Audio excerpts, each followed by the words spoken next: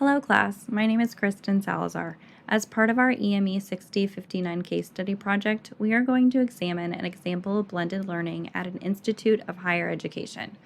Blended learning, a dangerous idea, first analyzes what makes blended learning dangerous. That label is what drew me to this article. It reminded me of how Christensen, Horn, and Staker wrote about how blended learning is disruptive. Similarly, calling it dangerous is not as contrary as it sounds. The authors call blended learning, or BL, dangerous simply because it challenges the status quo as it bridges the old traditional academy with the new platforms of online learning, mobile technologies, and resources. The University of Central Florida is one of the places that has welcomed this dangerous learning initiative. Today, we're going to be learning about the University of Central Florida's blended learning program. UCF started their BL endeavor in 1997 when administrators realized that most of their first distance learning cohort was living on campus. Since that time, UCF has developed a program that not only meets the needs of their university, but they've been able to promote the ideals beyond their campus and into other institutions. From 2010 to 2015, there was a 71% decline in the enrollment of traditional college courses in the United States. This was a problem for regular state colleges like the University of Central Florida. With the introduction of distance learning options in the late 1990s, traditional colleges needed to find a way to offer new learning environments that would encourage students to attend their universities while also allowing the college to sell the idea to their policymakers and staff. UCF fulfilled this need with blended learning options, as it provides flexibility in their educational communities. Effective blended learning requires willing faculty and a successful policy development process. UCF found the sweet spot for both.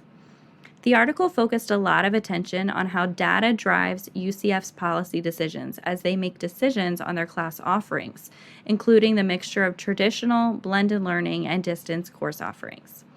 UCF has collected almost 20 years of student satisfaction research on their blended courses through what is called a liquid network. Students share about their courses' BL experiences through social networks, student publications, and end-of-course surveys. These surveys are used to inform the future class enrollees, professors, and administration about the effective practice of those classes, both positively and negatively. This is one way in which the school administration decides which classes are working overall and what could be adjusted moving forward. Through this data, BL classes have shown great success. The blended classes at UCF have a 4% increase in overall excellence in student satisfaction as compared to both fully online and face-to-face classes. Moreover, the web-based blended courses yield the highest success rates at 90.8% and the lowest withdrawal by modality rates at 2.8%. So on all three levels of data, student satisfaction, success, and withdrawal rates, blended courses show the best overall numbers at UCF. BL students get the best of both worlds, boasts the article. They are able to worry less about the logistical demands of face-to-face classes while still getting the face-to-face experience with peers and professors alike.